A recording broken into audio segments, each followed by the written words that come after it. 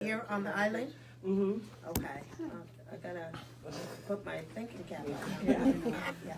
So this is Frank. He is being held by a soldier when he was 2 years old because his family was forced off the island Forced out. because of Forced his out. race. So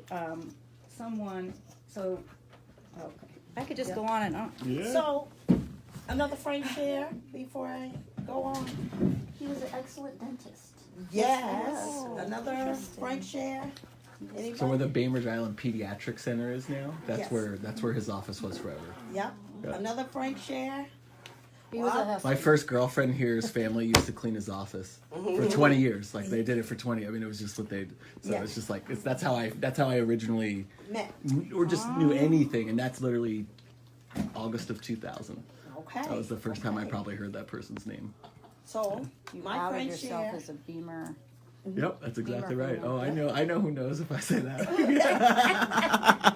So my Frank share was when I moved here in 1992, and my kids were kind of struggling being black on Bainbridge, and I wanted to be a part of the Multicultural Advisory Council, and had applied for several years, and I went and I cried to Frank and also Jerry Elfendahl, and they were like, "You need to be a part of it." I said, "Oh, I've been trying for the last couple of years." And he said, "Well, they don't have any people of color on the advisory council. As a black woman, you should be on the advisory council.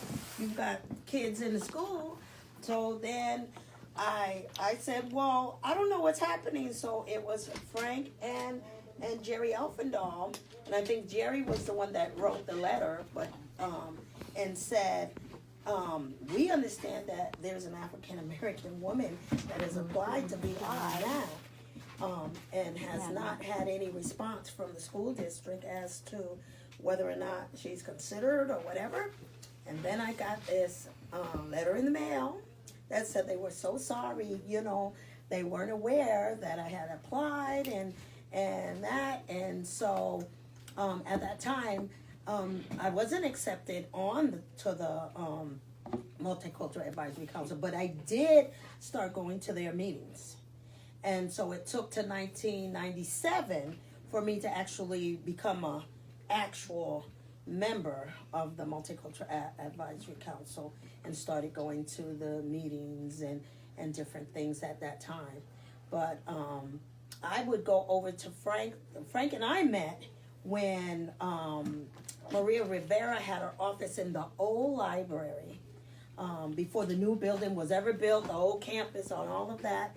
And I had gone in to work with Maria Rivera and say, how can we help our kids and different things. She was the multicultural specialist in the school district at that time.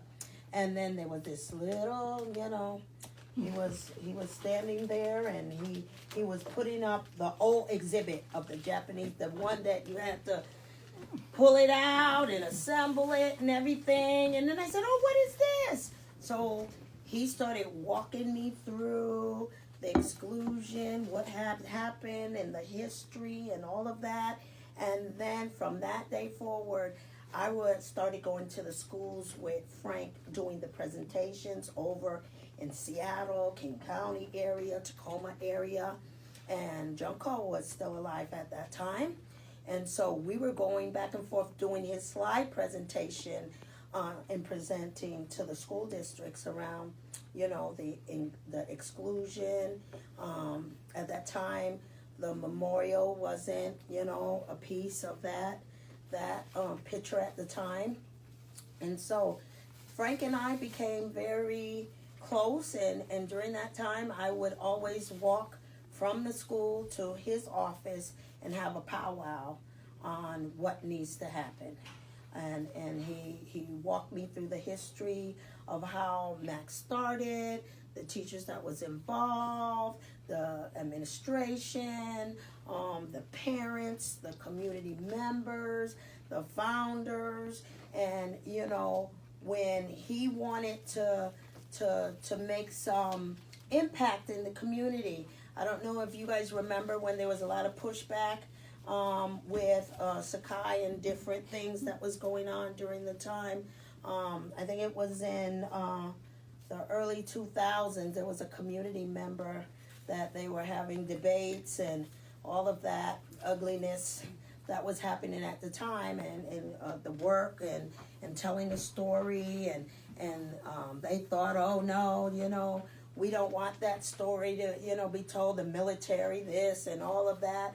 And so Frank said to me one day, he said, Karen, sometimes you have to step back and go outside of all of that to move a vision forward. And so he said, I'm going to DC. He was able to work with Governor Locke at the time and pull all of that and had to go all the way to Washington, D.C., that the prominent work of the story being told here and having it a memorial, a national memorial of the exclusion here be done here. He had to do that and go outside and have the nation verify the work that needed to be done right in their own community. And to me, that was an alert lesson, that sometimes you have to begin to move outside of all that disruptive stuff to move the vision forward, and that this history is worth preserving. And our voices are worth being heard.